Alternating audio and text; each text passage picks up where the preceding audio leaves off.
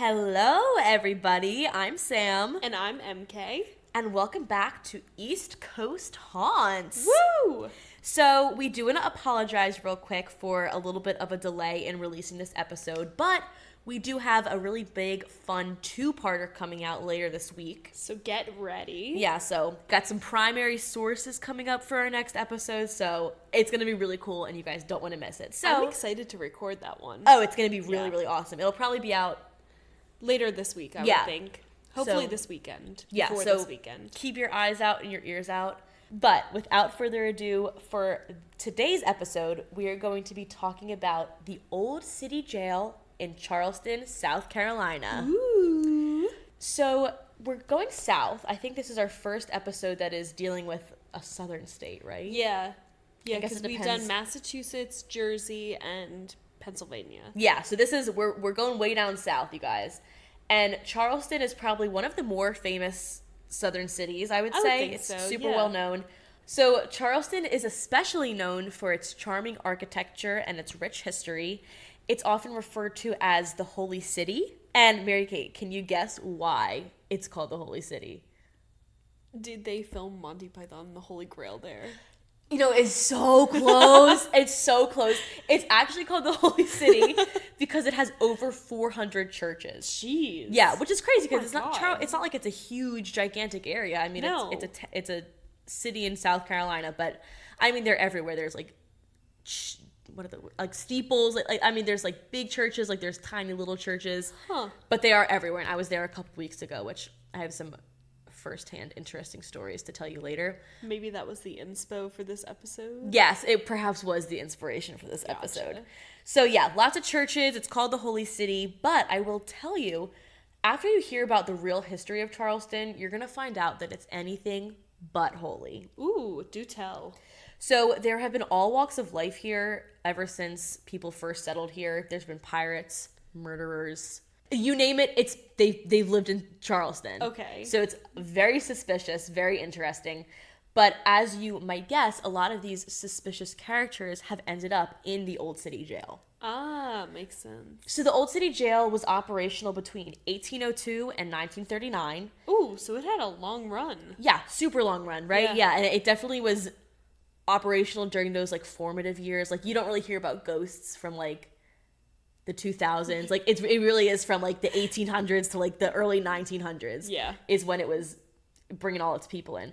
They held prisoners of war during the Civil War, and some of Charleston's most infamous criminals. Yes, they did. We're going to get into some of those criminals in particular later, but just as a little teaser, I just want to say that some of the guests of the jail include America's first female serial killer Yes. and a couple of high-profile pirates. Ooh, interesting. Yeah, so it's definitely an eclectic group. Was Captain Jack Sparrow there? You're going to have to wait and find out. Okay. Only time will tell. So, going into the actual building itself, one of the most notable architects who worked on the building was named Robert Mills. He's best known for designing the Washington Monument. And Interesting. yeah, so they were very proud of him. He's a Charleston native. Oh, okay. Yeah, so on, like- Charleston's favorite son. Yes, on every single tour we did, people were mentioning Robert Mills and how he designed the Washington Monument. No one really talked about the Old City Jail, which I thought was interesting. Huh. But maybe, They just wanted to shun that part of history. yeah, 'cause exactly. It's Yeah, not, pretend that part's not a there. great part of the Yeah. history of Charleston. But it is a super popular tourist attraction now. Yeah, I can see why. But it's weird because it has not really been renovated or restored in a long time. Like, it's a little bit decrepit, kind of falling apart, definitely not maybe up to code. Yikes. But I think it adds to the allure of the jail itself, Yeah, a you little know? bit. In 1965, the Old City Jail was approved to be used as a museum and a gift store, so that is how it functions now. The Old City Jail is also Charleston's biggest unrestored property.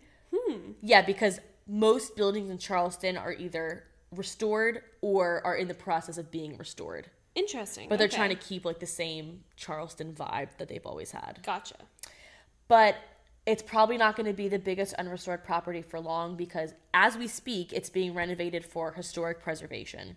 Okay, well, that's good. At least they're making sure that this piece of history lives on. Exactly. And they're also adding a couple of more modern day amenities. There's some elevators being added, like a staircase. Okay. And they're doing lots of repairs, I think just to make it more safe, but to Yeah. keep it looking as similar as it did in the 1800s now. Okay, nice, yeah.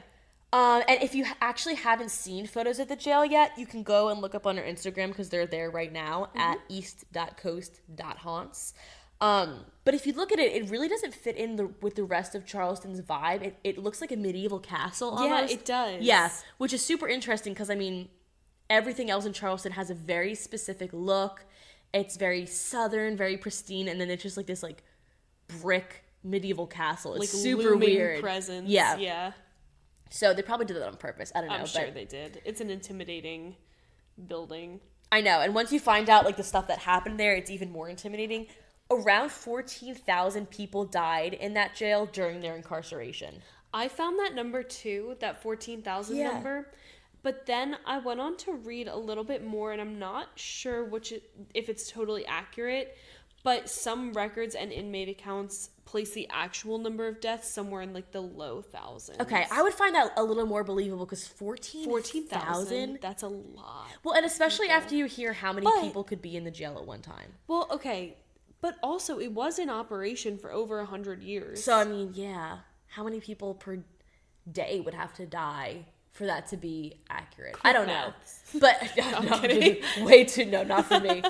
But either way, yeah, even if it was the low thousands, lots and lots of people died here during their incarceration. Yeah. For multiple different reasons. Some people were put to death at the jail gallows. Some people died from disease. We'll talk about this later, but people were exposed to the elements. There were vermin. It was just not a good time. Not a 5-star hotel? No, this one is not a bed and breakfast for once. Oh, no. So, and there were also homicides, of course, because this place was filled with criminals. Right. And other people died from suicide. Gotcha. So, lots of tragedies here. And even if you went to the jail for something like a minor misdemeanor, it was honestly as good as a death sentence because if you're going to this jail, you are very likely to die. Yeah. So, you could do, like, I don't know, steal a loaf of bread a la Jean Valjean, and then end up dying in this prison. Yikes. Yeah, so not great living conditions. In fact, when Union soldiers were kept as prisoners of war here during the Civil War, it became super overcrowded, and they made the Union prisoners, I should say, sleep outside because everyone couldn't fit into the jail. So they were like, fully exposed to the elements, like no tents or anything, just sleeping out there. God, and you have to imagine, like, down south, there's got to be tons of mosquitoes. Oh my God, there. I know. Especially, and they didn't have, like, bug spray, I don't think. No. Like, well, I'm sure they're not giving it to their prisoners. Yeah, very true. So it was not a good time for them. And the jail itself was actually originally built to only house about 130 prisoners at its very busiest. Oh, so that's not huge. But it usually ended up holding about 350 inmates. Oh my God. Which is more than double. So you can imagine the overcrowding and that's like the ridiculous. Disease going They're around. They're packed in there like sardines. Exactly. Yeah. So it's not a lot, no, but like 350, like when it's supposed to be 130, like, yeah, really bad. That's so brutal. Another interesting fact I found is that the jail is actually built on a potter's field, which is basically where, in the olden days, unclaimed people were buried. So I guess this potter's field had a bunch of bodies buried in it, and then they built the jail directly on top of it. So there's bad energy from the start. Yeah. It was cursed from the start. And the way that the jail was set up was pretty interesting. They had 3 different floors, and each floor corresponded with a different level of evil, or a different level of lawlessness, I guess. Okay. So the first floor was set up for the gentleman criminal. And that's actually how they were described, the gentleman criminal. I guess basically white-collar crime. Okay. So, like, makes more sense. something that wasn't violent, something that was, I don't know, did they have check fraud back then? But yeah, tax evasion. Yeah, right? Yeah, something like that. So the first floor was the gentleman criminal. The second floor was a little more intense. It was for people who were debtors and sex workers. Okay. And then the third floor was for the murderers and the thieves. The worst of the worst. That's so interesting because when I was researching the most haunted areas of the jail, they say that the most active part of the jail is the 3rd floor. So then I that wonder makes if it's sense. because it's like belligerent spirits up Yeah, there. being pissed about stuff. Interesting. So Yeah, I guess that would make sense. Like, the gentleman criminals aren't going to be haunting. They're passing over. They're being gentlemen up in They're going heaven. into the light. Exactly. So, torture was also a very common practice here, to say the least. For example, solitary confinement was very popular. Whipping and stretching limbs out of their sockets were also some favored methods. I know. Oh my god. I know. It sounds like medieval torture. That's horrible. They would hang prisoners often, and the last man to be hung at the jail was in 1911. Whew. And his name is Daniel Duncan, and he was a convicted murderer. He actually ended up being the founder of Dunkin' Donuts. No, I'm just kidding. I'm just kidding. No. I was gonna go to make a joke about that, but then I was like, maybe I shouldn't. I made it first. No, but I really don't think he was. But I also don't have proof that he wasn't. Yeah. Safe bet. But he was a convicted murderer, so he was hung in 1911, and then after that, the gallows were dismantled, and they haven't hung anyone there since. Something interesting though that I found was at one point, sometime probably within the last like 50 years or so, they were planning to put a playground in the jail yard, in the area where they used to hang people. That is so... And it was eventually scrapped. Okay, I'm glad that someone stepped in there and was like, hey, who's going to say maybe not. Like, yeah. I would love to have been a fly on the wall in that board meeting where someone was like, golden idea. Playground. Gallows. Let's go. Done. What could go wrong? What could possibly so thank go God wrong? someone eventually said maybe we shouldn't do that. Jesus. Because I don't know. I think there would be a lot of possessed kids running around. Yeah, honestly. That's not a place that I would like to hang out. So going back to some infamous prisoners, MK, you're going to be talking about the haunts of this place, so you're going to go into more detail, but I do want to touch on two of them who I thought were particularly interesting. Gotcha. The first set of prisoners were Lavinia and John Fisher.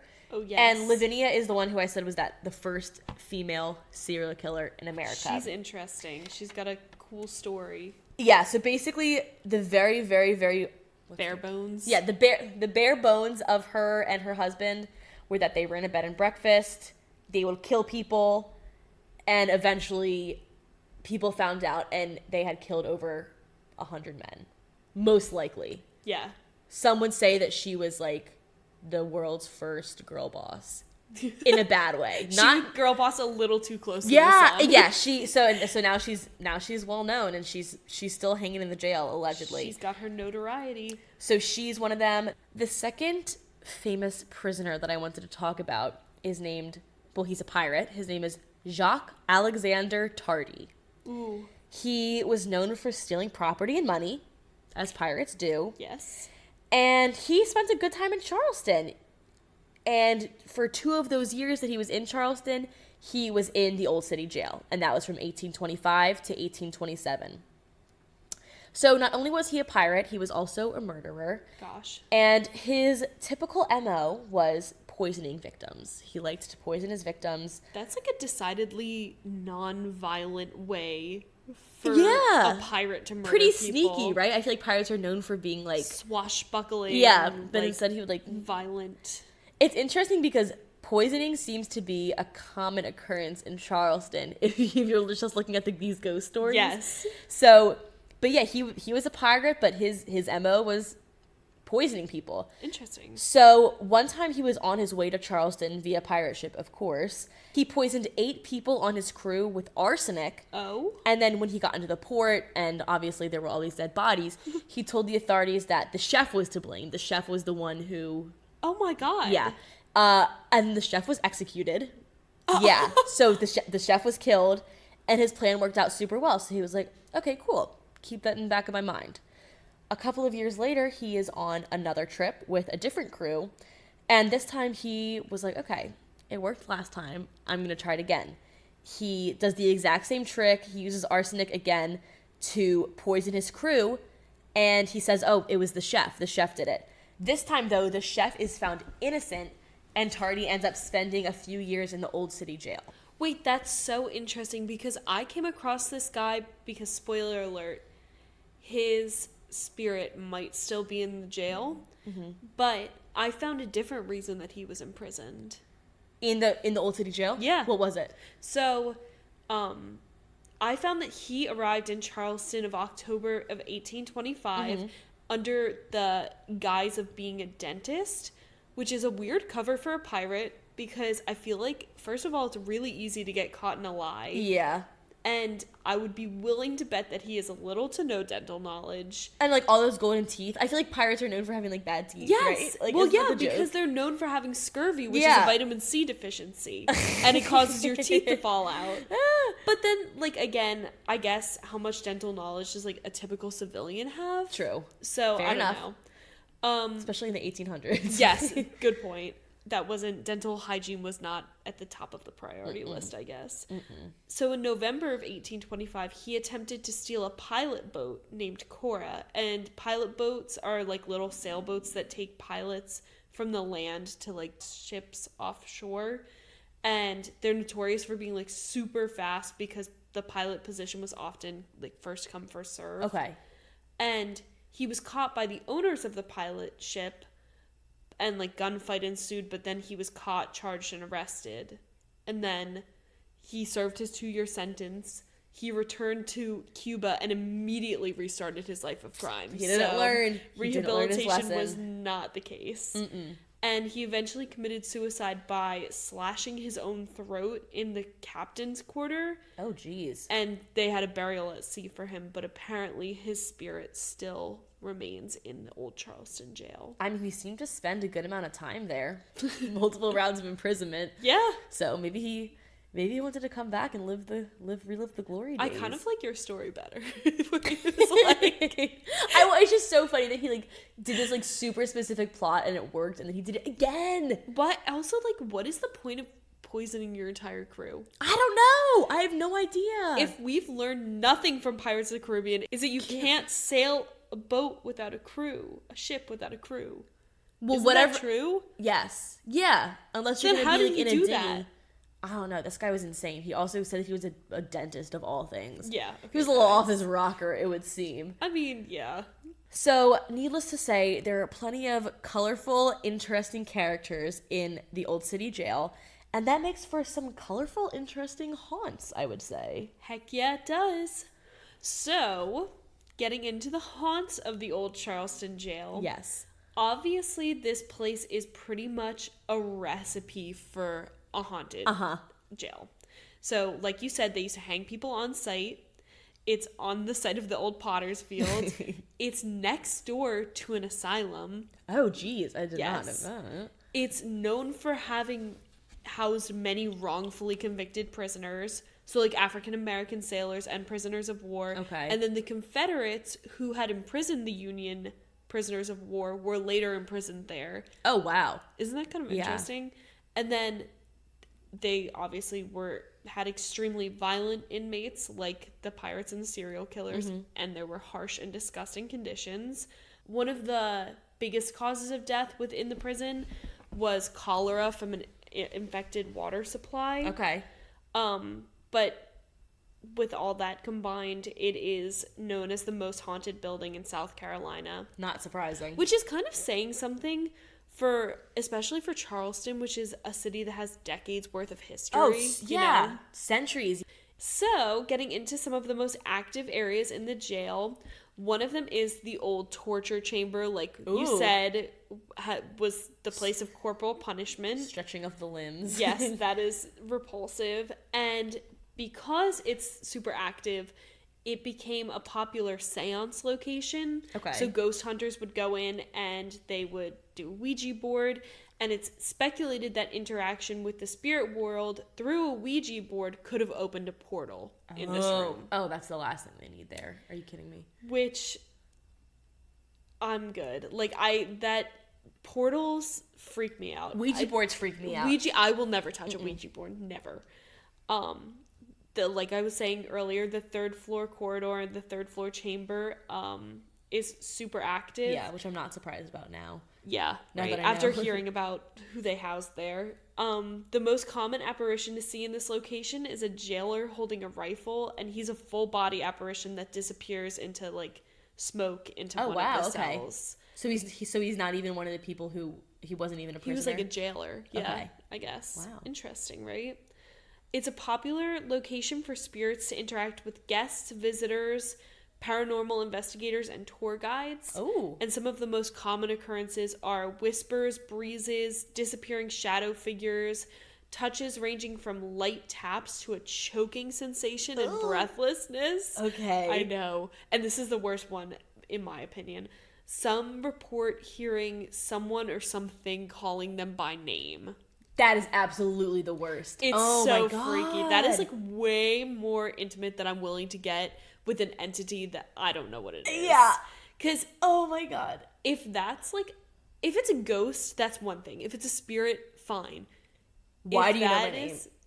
If it's like even a chance that could be demonic, I'm officially so out of there. And this place seems like like with the Lizzie Borden house and stuff, like it's, I don't know, it's different. This one is like evil spirits. Like there was whatever. some actual like evil goings on. Yeah. And like to another degree, whereas like the Lizzie Borden house was obviously the site of a tragedy. Yeah. But and I think she might have just snapped. Like these people, this is like we're killing hundreds the of worst people. of Yeah. the worst. Yeah. Jeez. Oh, I know. I don't even know what I would do if I heard them say my name. No, I would be out of there. Yeah. I'm so fast. Another active area in the jail is quote unquote death row, which was again home to some of the most violent inmates, and that is where our boy Jacques Alexander Tardy lived. Okay, there he was. And so his spirit's still sometimes seen up and around those areas. One of the most famous like landmarks or staples of the jail is a wheelchair on the 3rd floor that hasn't moved since the 1820s. Since the 1820s? No one's moved it. So 200 years? Yes. Why is it still there? I don't know. I don't know why no one's moved it. It's just kind of like a famous staple in the jail now. So I'm assuming it's like, old-timey. Yes, it's like broken down. Which floor? So, I think it's on the 3rd floor. Okay. And the user is speculated to have died of cholera, which again was not super uncommon. Yeah. And sitting in the chair is prohibited by the jail because it's super old and it's probably a lawsuit waiting to happen. Okay. But it's also said that the owner doesn't like people nearby and will interact with them. Okay. Some reports say that the wheelchair turns and wheels on its own. Okay. And that there's cold spots near the chair. Okay. Which is super weird for a Charleston jail. Because Yeah. I don't know if you're saying that it's the oldest like non-renovated building. There's no way there's AC in there. I don't think there's any AC in there. Yeah, and no. Charleston is hot. It is so hot. I know. Ooh. Wow. And then if you take a picture of it, more likely than not, you'll catch an orb on camera. Oh, wow. Which, if you don't know what an orb is, it looks like a little ball of light on the film. And it kind of looks like it could be a trick of the light or a dirty lens, but it can indicate a paranormal presence. Mm-hmm. And we're actually going to post an example on Instagram, and Sam's going to get into that a little bit later. But so that'll be interesting. Check that out and let us know what you think.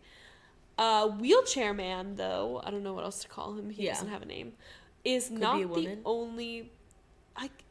Because I was picturing an old man though. Yeah. Personally, I don't know. All of the sources that I found refer to him as a he. Okay. So then I'll take their word. He's not the only prisoner or person at the jail to die from cholera. Okay. There was a 13-year-old boy named Jeremiah. Aww. Who now lives down in the basement where the morgue used to be. Wait, why was there a 13-year-old in the jail? I think he was helping on site. Like, he had a job on site. Oh, that's so sad. I couldn't find it. I don't think he was a prisoner. Okay. Aww. I know. It is kind of sad, isn't it? But I guess I can't say, like, lives. Yeah. He, like, resides down in the basement now. He reminds me of Jeremy from the Farnsworth House Inn. Jeremiah. Two young boys. They both like to stack and throw things. Jeremiah likes to throw pebbles, and Jeremy used to like to play with coins. Do you think they would be friends? I do think they would be friends. I know. That makes me kind of happy. I know. I wish they had known each other. I know. But he'll also try to hold the tour guide's hands. Aww. Which I thought was a little bit weird, because do you know, like, any 13-year-old boy that tries to hold their, like, mom's hands? No, definitely not. But some sources say that he was 9 years old, so that makes more sense to me. Oh, another inmate spirit that resides in the jail is that of Denmark Vasey. Ooh, and interesting he name. was a huge figure in like the emancipation movement. Okay. So he was born into slavery about 1767. They don't know the exact date. Mm-hmm. And he was brought from Bermuda to Charleston during his captivity, but he was freed at the age of 32 when he won the lottery and bought his own freedom. Wow. Isn't that kind of neat? I didn't know they had the lottery back then. I also did not know that. But unfortunately, he could not afford to buy his wife and children's freedom. Oh, God, that's so Isn't sad. that so sad? But during this time, after he was freed, he worked as a tradesman. I think he worked as a carpenter. And then in 1818, he established the African Methodist Episcopal Congregation. Okay. And that grew to the second largest AME congregation in the nation at that time. Wow, okay. In 1822, he planned to kill slaveholders in Charleston, free and assemble slaves, and then sail to freedom in Haiti. It's speculated that there were possibly thousands of slaves involved in this plot. So he planned this riot for the anniversary of Bastille Day, which was when the French people stormed the Bastille. Okay. And it marked the beginning of the French Revolution. Okay. And they did that because French revolutionaries freed their slaves. Oh. And so the date was set for July 14th, 1822. And on June 22nd, 1822, the militia arrested suspected leaders. And shockingly, they were all immediately found guilty and sentenced to death by hanging. Oh my gosh. Okay, wow. And then, in addition to that, as like another slap in the face to Denmark, the AME congregation that he had worked so hard building was disbanded and the head minister was expelled from Charleston. That's horrible. Isn't that... Wow. That's just like a different level. Yeah. You know? Come on. That's horrible. So his legacy, he's like now gonna lose his life and then also his legacy. Everything he's worked for. Exactly. Which is so evil. So were all these people put into the old city jail? Yes. Okay. They were all held in the Old City Jail. Denmark was held in the tower of Old City Jail where he could see all of Charleston. Wow. Which was kind of sad because he could see like the city Yeah, it's that like betrayed mocking him, yeah. On July 2nd, 1822, he was hung at the jail, and it said that his tortured soul remains at the Old City Jail because he's either got some unfinished business and he probably died before his time was up. Yeah. He had an unhappy ending, so this is kind of like the ideal candidate for a ghost. Yeah. And then, now we're up to my favorite inmates. Uh-oh. Two famous serial killers, like Sam mentioned earlier, John and Lavinia Fisher were held here. The Fishers. And it's kind of like a Bonnie and Clyde type situation. Like, they were in this fully together. Okay. And you'll see what I mean later on in the story. Okay. So Lavinia was born in Charleston in 1793, and she married John and opened an inn called the 6 Mile House, which was named so cleverly because it's 6 miles outside of Charleston. There it is. Okay. And not much is known about John or Lavinia's early life, which is interesting because I love looking into serial killers, like, history. Okay, like the early lives and seeing, like, nature versus nurture. Uh-huh. And so you can't really make a case for that because we don't know. It was also so long ago, Yeah. right? Like, it's not like the people from the 1960s where it's, like, easier. Yeah, that's true. Yeah. So there's not, like, a huge record of this anyway. Okay. But anyway, 6 Mile House attracted some very undesirable company that wouldn't have flown in Charleston. Okay. It was, like, violent gang members, but John and Lavinia, they made money off of illicit poker games. So they're like, come on in. Yeah. So they just turned a blind eye. Okay. And the poker money didn't end up being enough for them. Like, it was enough to sustain them, but then they got greedy and they wanted to make some more money. Got it. So they decided to rob their patrons. Okay. Good business Got owners, it. right? Yeah. So Lavinia, who was very good looking, would seduce her guests and gain their trust or their lust. Trust. Either lust. way. And then she would offer them a mug of tea, like the gracious host that she was. Okay. But it was laced with oleander, which is a toxic shrub which causes severe drowsiness. That'll happen. Yeah, not great. They would either overdose and die off of that, or they would fall into a deep sleep and be stabbed to death by John. Oh, wow. Okay. Yeah, real Bonnie and Clyde. Yeah. So then they would pick the corpses' pockets and dismember them in the basement. And then they started to escalate. Okay. So they would increase the dosage of oleander enough to have the patron like recognize that they were getting sleepy, decide that they want to go to bed, and then they would go up to their room in this inn, and the bed was a very cleverly disguised trap door. So as soon as the patron would get into bed, they would cause the bed to fall through the floor into the basement, where they would either die from the fall or from John, who was waiting for them down in the cellar. Do you think this is inspired by Sweeney Todd? Or this is what Sweeney Todd was inspired by? You know how they have like the barber chair that slides down? Yes, it might into the be. chute in the basement? That is so weird. It might be. Oh my god, I didn't know the mechanics were so advanced back then. I know. They were crafty. You gotta give them that. Yeah, seriously. So then they were caught because in February of 1819, 2 eyewitnesses came forward that had escaped them. Okay. And the first eyewitness's name was David Ross, okay. and he was part of a local group who was sent to deter violent groups from gathering at 6 Mile House, which, why? Yeah. Like, wouldn't they rather them gather there than in Charleston? Yeah, keep them 6 miles away. Exactly. Rather than in the city. But anyway, they were just kind of being sticklers, and other group members believed that they were successful and that they had gotten all the violent gang members away. But Ross stayed to surveil 2 highwaymen. Oh, thank you. Shockingly, they attacked him and brought him to the basement where he met Lavinia. And he thought, as these 2 were beating the shit out of him, that she was going to help him and like step in. Then she began choking him with even more aggression than the other 2 men. Wow, okay. So then he escaped during like a scuffle with the 2 men and like booked it back to Charleston. Okay. Then this guy is iconic. Hold on. John Peebles. Okay. John Peebles. Peebles. Mr. Peebs. Mr. Peebs was a traveler looking for a place to stay, and Lavinia told him that there was no room at the inn. Okay. But he's come such a far way. Would you like a cup of warm tea? And John didn't want to be rude, but he didn't like tea. So not wanting to offend her, he accepted it and then dumped it out while she wasn't looking. Okay. Classic. And so then she noticed that her tea wasn't taking effect, and suddenly, oh my gosh, a room opened up. There's suddenly a room in the inn. Oh, how convenient. And he didn't trust her. So he went to bed in the chair facing the door instead of the bed. Oh. So that he could be like vigilant and still catch a few Z's. Go with your gut.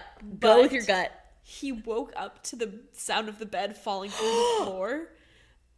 I'm like embarrassed for the Fishers. I know. So he escaped through a window and rode on horseback to the authorities in Charleston.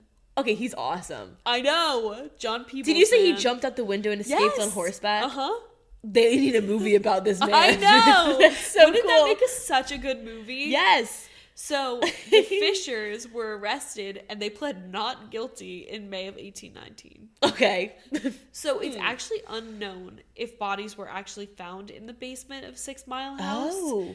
But 2 accomplices, which were the highwaymen that David Ross had encountered, Right. they were released on bail. Okay. So they think maybe they went and like cleaned up the bodies or something? Maybe. Okay. Or there's just like no record of bodies being found. So during their trial, the jury was hung on the murder conviction. Wow. But they decided that they were guilty on multiple attempts of highway robbery. Okay. And that was enough to pin them with the death sentence. Oh, wow. Really? Which is kind of crazy. Back then, though, it was so much more intense. Well, I also saw, I mean, I don't know if this is true, but it's like, even if they didn't find bodies, I saw that they found a ton of belongings of men, like over 100 men. So maybe, I guess that's probably why they were able to pin them with the highway robbery. I mean, they did find some bodies. Okay. I'll get into that in a second. Ooh, okay. There was a failed escape attempt while they were in prison. They made a linen rope, and John and 2 other cellmates escaped through a hole that they had chiseled to the outside of the jail. Okay. But the rope broke before Lavinia could escape. Oh. So John returned to the prison so that he could die with his wife. Why is that kind of romantic? That's what I'm saying. It's like Bonnie and Clyde, man. man. I'm like, listen, they're horrible people, but like in a way, it's like sweet that he went back. It's like kind of like that sick obsession with each other, you know? Wow. Okay. Wow. So they were together to the end. Ride or die, as they say. Ride or die. And so then they appealed, but it was rejected. Obviously. So on February 18th, 1820 was the date that they set for their execution. Okay. And Lavinia was not worried at all because she didn't think that she would actually be executed. Why? There was a law in Charleston at the time that stated that a married woman could not be hanged. Oh. So she's talking like a big game to all these prison guards. She's like, you can't do this. That's against the law.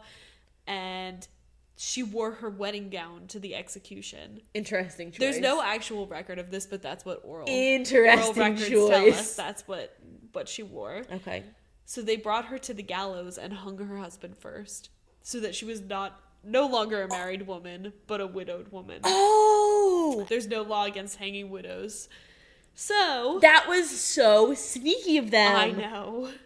So that's... Listen, so you know how you were saying that she was a girl boss? Yes. Well, she's also a badass because here are her last words. Oh, okay, let's hear it. If you have a message you want to send to hell, tell me. I'll carry it.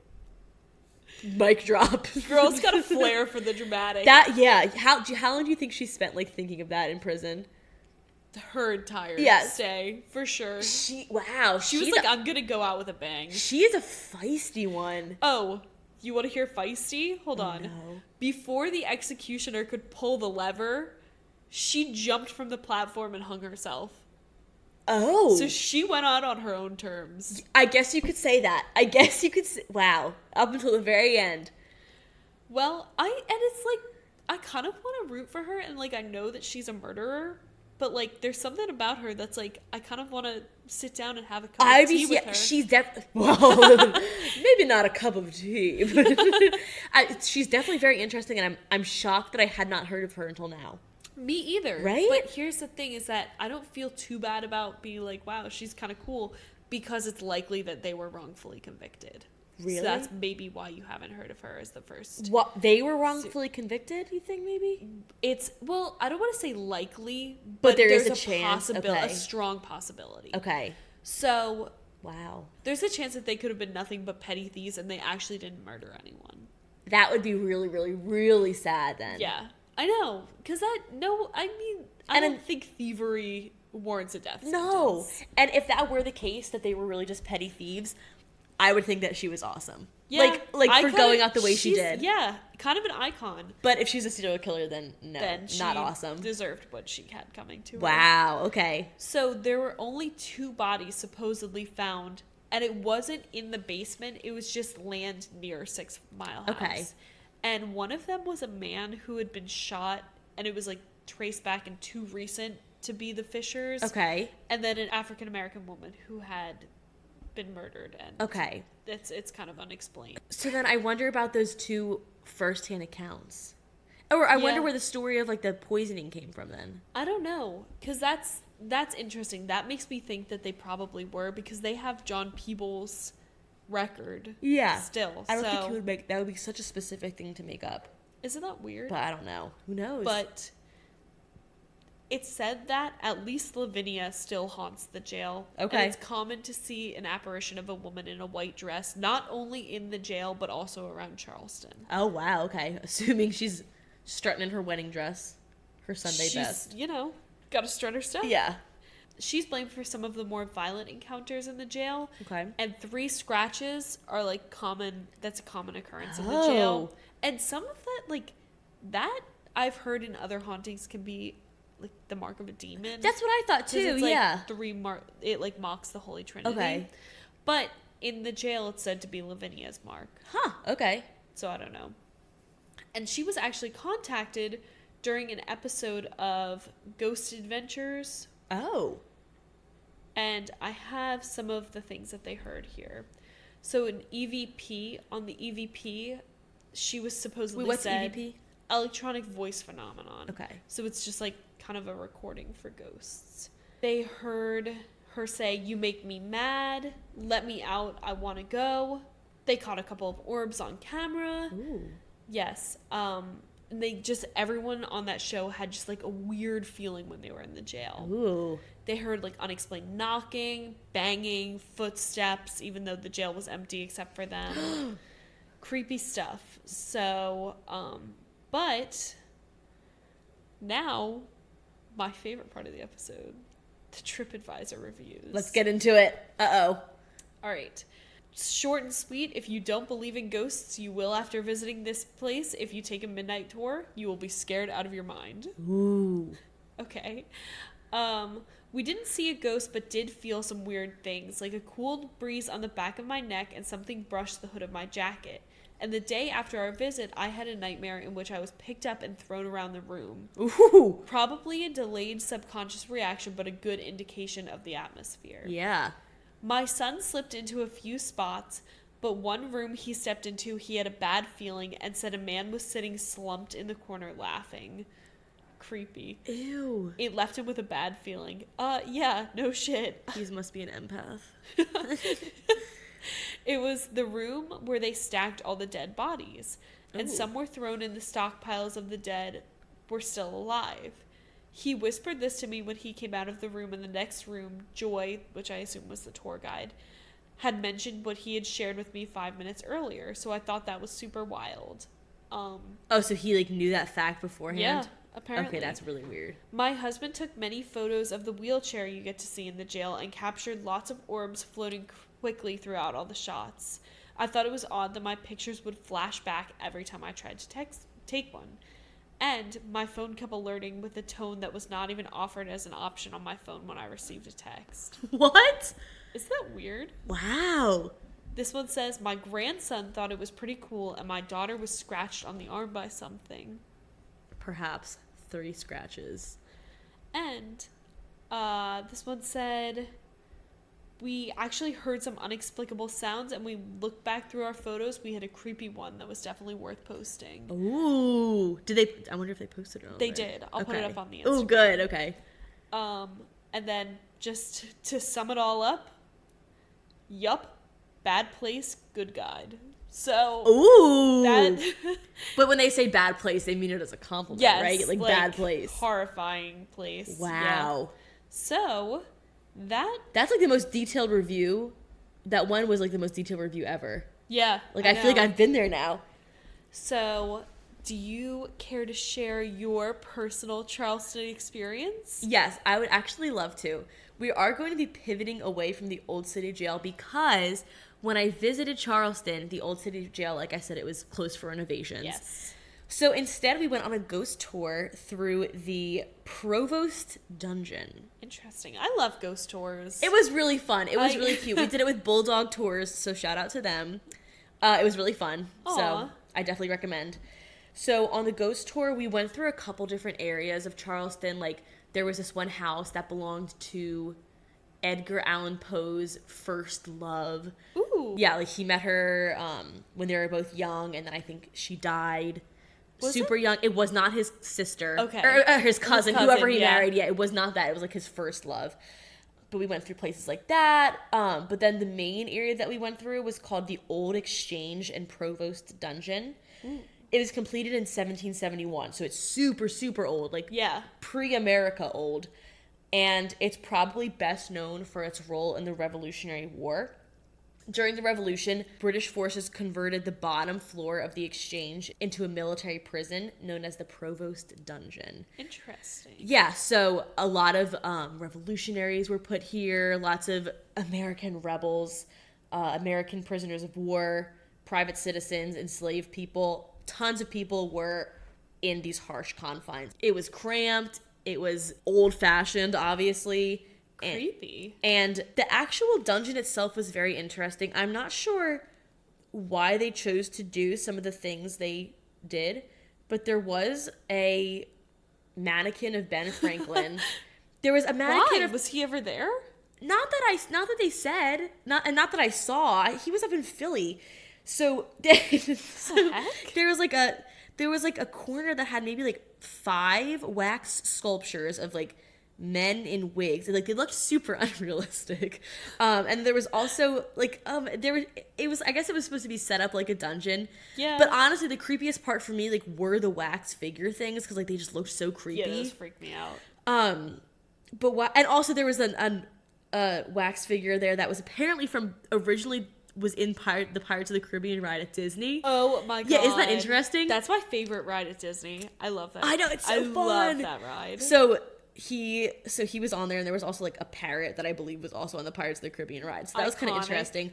But the most interesting part of the tour was our tour guide told us, like, if you want to get any paranormal activity, your best bet is to use your flash and go over certain areas. And so I took a couple of videos with the flash in certain areas, and I swear there were like maybe 2 videos where I saw like the little orbs, and I know that those could be dust, like very easily could be dust or like a trick of the light or something. But if you're catching them in multiple videos, and it's less likely that it's dust. Exactly. And there was also one video that Mary Kate, I already showed you, but we'll put on the Instagram. It like is so weird. Like there's a window, and I don't know. To me, it looks like there is a person like walking past it really quickly. Yes, but it's like it's almost like the person is like orange, like they're illuminated. I don't know. It's super, super weird. It's definitely makes you think twice, especially because right before it or right after it, there's an orb. Yes, yeah, right after there's an orb. So I don't know. It was super, super weird, but we'll post that. I just had to, even though it doesn't have to do with the Old City Jail, it was just like an interesting little It's dungeon. Charleston, haunted Charleston. Yeah, Charleston is so a good haunted. example of an orb. Exactly. So yeah, we'll post that, and you can see what an orb allegedly looks like. But it was super, super interesting, and I really liked it. If you're like into ghost stuff, Charleston is a really good place to go. I'm sure. It was awesome.